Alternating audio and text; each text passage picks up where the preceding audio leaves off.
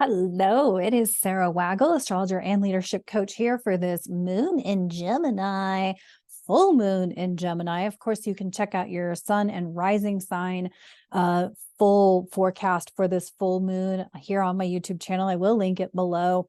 It's always linked when it's up. It is linked in these Moon Astrology Tarot videos so that you can access it very quickly. So be ready for whenever, I aim to get them out a week ahead of time. Doesn't always happen, probably going to happen from here on out, but we'll see how life rolls the dice for me. I also want to point out too, with these Moon Astrology Tarot videos, use them as if they were like a daily astrology forecast or horoscope. I'm not a fan of daily astrology. However, I do think that moon transits, because they happen sort of every other day or so, like the moon spends about 2.5 days in each sign. So I do feel like the moon with various sun signs is helpful. And so I use these as this is kind of my form of daily astrology. It's just not daily because it's based on the moon. And I do schedule them to post around the time that the moon will ingress into the next sign. So if you're watching this in the moon in Gemini, it'll be posting sometime around the evening time of the 26th. And then the moon in Cancer will post in the early morning hours of the 29th. And so it's my way of doing daily astrology and tarot. I'm just not a huge fan of daily astrology. I think people get really obsessed and make it a little bit in a negative way when they're reliant upon daily astrology. That is my opinion. Take that as you will, but this is my way of doing dailies. It's just that I focus on the moon as my, like, sort of my guide for when I do astrology and tarot. And so hopefully, fingers crossed, I will be working on adding some other tools to these Moon Astrology Tarot videos. It's just that my tools are in storage. And so you're watching this. I'm filming it a week ahead of time because I will be traveling during the moon in Gemini, potentially the moon in Cancer, and settling in and might maybe not have internet until the moon gets to, I don't know when I will have internet. In wherever I'm living, so, or staying, or whatever the case may be. Anyway, so we're here to talk about the moon in Gemini. Let's get to it. Enough about my my personal stuff. Obviously that tells you that I'm human and I'm going through this stuff too, right? I have a lot of Scorpio in my chart, so I have been going through a lot of just transformative energy. That new moon and the preceding eclipses were very heavy on me. However, I feel like I'm coming out of it on the other side of it in a very empowered way. And I hope that that is conveyed in my videos and in my content and all of that. So, okay, moon enters Gemini around 6 something in the evening time of the 26th. The full moon in Gemini at 4 degrees Gemini will peak in the early morning hours on the 27th.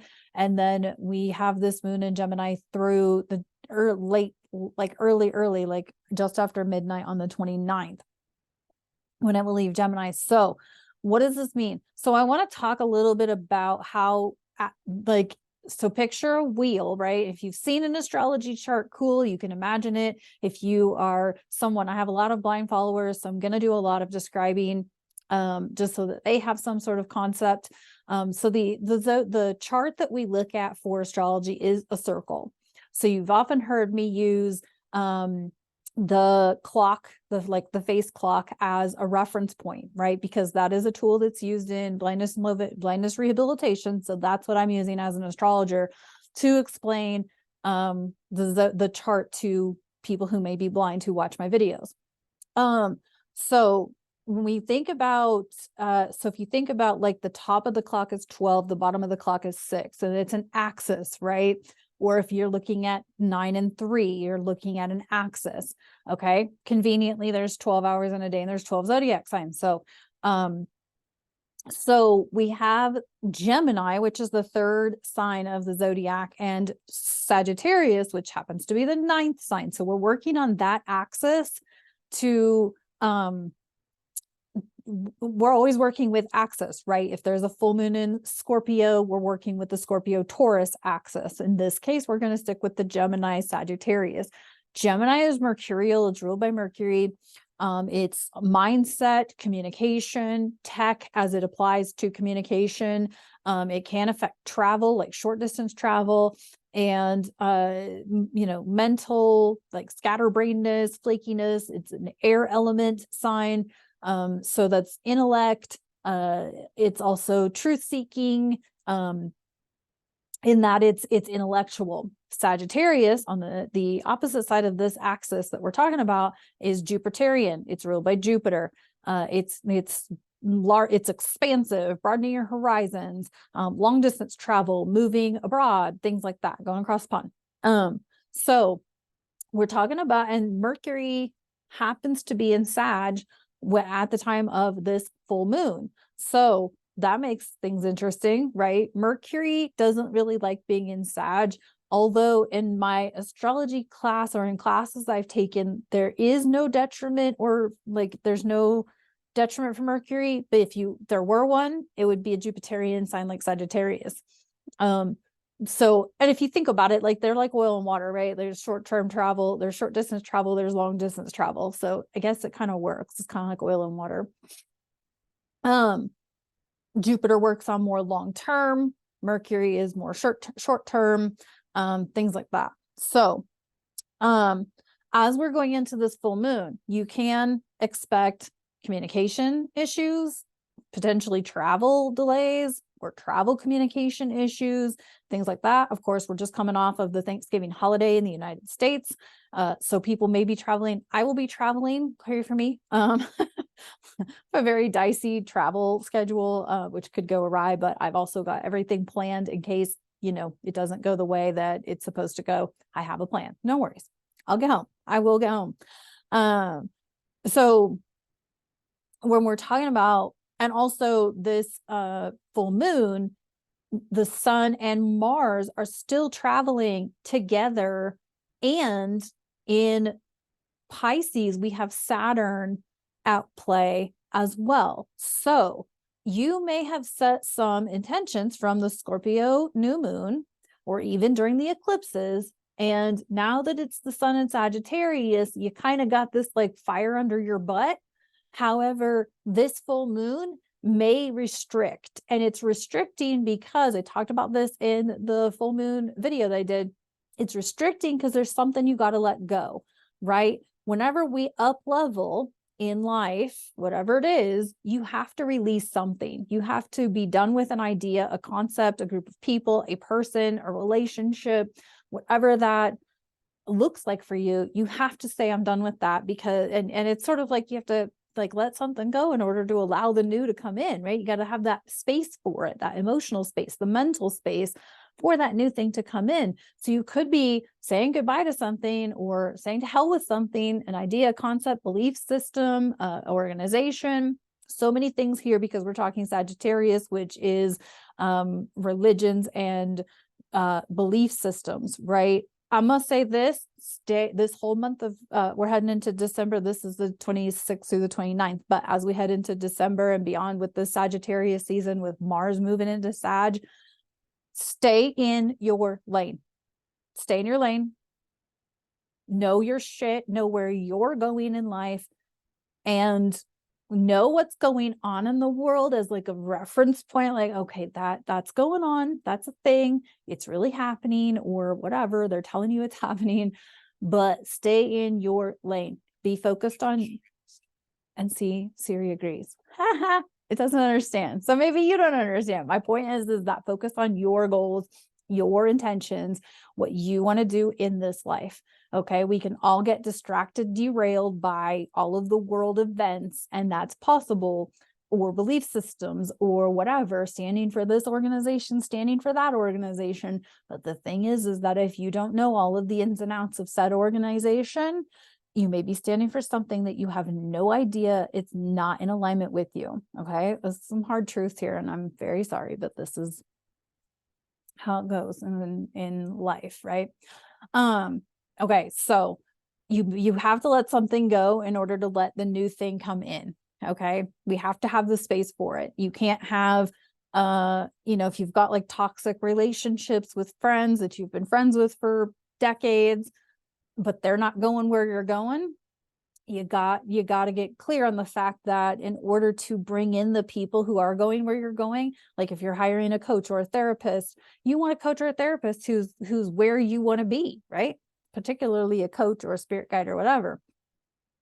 So you got to let some old stuff go, some old ideas, belief systems, people, you got to let those go. This is also validated by the Lovers in reverse. This is, of course, Miles O'Brien and Keiko O'Brien from their wedding, but the Lovers is not about romance. It's actually about self-love. It's about, it is about relationships in that it's people who aren't going where you're going. So you got to let them go. You got to be done with it. If it's not in alignment, if it's not going to take you to the next level, it's time to move on from that. So that's the Lovers in reverse.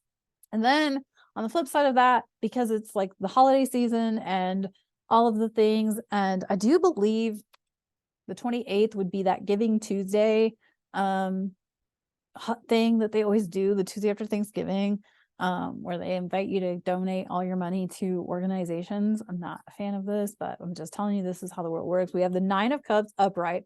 So this is being grateful for what you have, grateful for your mindset, grateful for your mental stability, grateful for your ability to know your emotional well-being and what you need to do to maintain your emotional well-being. Like, be grateful for the tools in your mental toolkit. Be grateful for your material possessions. Be grateful for the laptop that you're using to watch this video, or the iPhone that you're watching this video, or the TV, or whatever you're watching this video on. Be grateful for it. I am grateful for this office setup. I have an adjustable desk, a ring light. Like, I am so grateful that this is my last place in Denver and that I get all these like things that I know I want to invest in when I have the space to invest in it. So the 9 of Cups is all about like being grateful for what you have, acknowledging what you have. Maybe you got a new job this year and you're super thankful for it because it's allowed you the grace and the space or the time in the space to, move forward on some other intentions that you have. Like, maybe you've made a decision to let some people go and you're super grateful to yourself about, looking back, you're like, damn, that was hard. I had to grieve those relationships ending, but now I'm so grateful that I have the space for all these new people that are actually pursuing something, right? So anywho, this is like a very much longer than typical, I think. But anyway, that's the Moon in Gemini. It's really about knowing your lane and staying in your lane and knowing that you have to let something go in order to let the next new, cool, amazing thing, the progress thing. Sagittarius is really about moving forward in something. It's philosophical, it's higher education, it's opening yourself up, broadening your horizons, expansion, all of these things that Jupiter rules. Is where we are with this Sun in Sag. It's also the last fire sign of 2023. It's the last fire sign of the zodiac. We will not see another fire sign until March. So I, in my opinion, capitalize on this fire energy, use Jupiter, use the Jupiterian themed energy, even use Mercury to, we are going to have a Mercury retrograde in December, but you can still, it's an opportunity to slow yourself down and really laser in on the things that you really want to bring into your life moving forward. So thank you so much for tuning in. Again, if you would like the basic astrology reading or the advanced astrology reading, the links are below. Of course, I'm live on Instagram every day for the rest of 2023. And all of the things. You can invite me to be a guest speaker. I actually did do a guest speaking appearance on a podcast that I don't know when it's going to air. She said months from now. And I am going to be doing another guest speaking event in February and probably have a few more coming up. So if you want a spot on my calendar to have me be a guest speaker to talk about radical self-acceptance, to talk about breaking up with your victimhood, all of those things, you can find out how to contact me below. And if not, catch me on Instagram at Sarah Waggle. You can also drop me a comment letting me know that you're interested in me being a guest speaker, and I will figure out how to get you in contact with me. So thanks so much for tuning in. Talk to you in the next video. Bye.